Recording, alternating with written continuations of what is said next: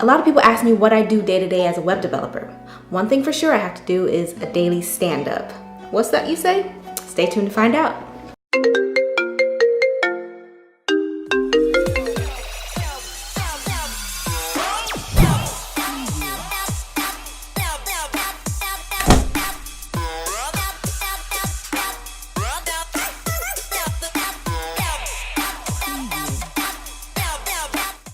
Before we get started, I want you to be a part of my tribe, so don't forget to hit that subscribe button. And if you're really digging my content, go ahead and click that bell button so you can be notified when I release new videos.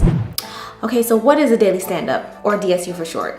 So basically, it's when everybody on your project or team gets in a literal circle, or they get on a video chat and each person takes turn saying what they're currently working on.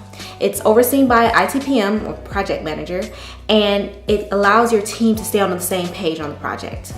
And the structure is simple. You basically answer these 3 questions.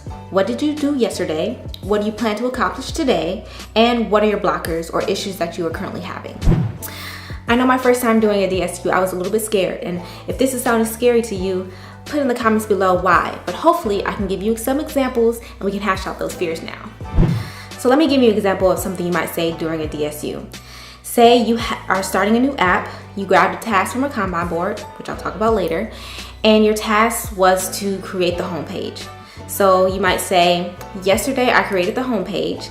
Today I plan to accomplish applying the styles from the designer, and I have no blockers. Easy, right? Well, my first time doing a DSU, I was super nervous. I sweat a little bit. I was scared.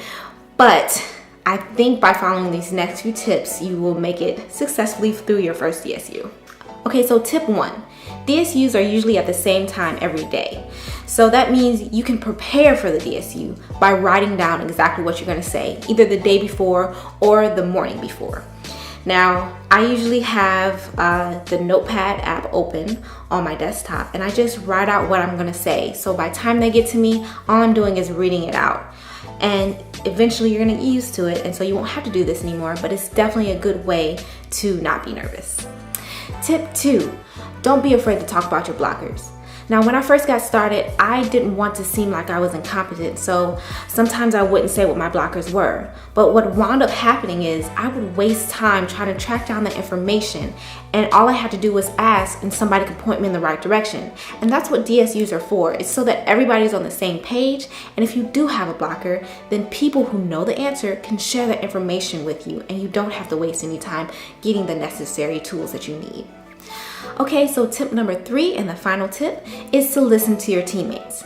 Now I know, you might have a lot of meetings throughout the day, and listening to people before you had your coffee might be the hardest thing to do in the world.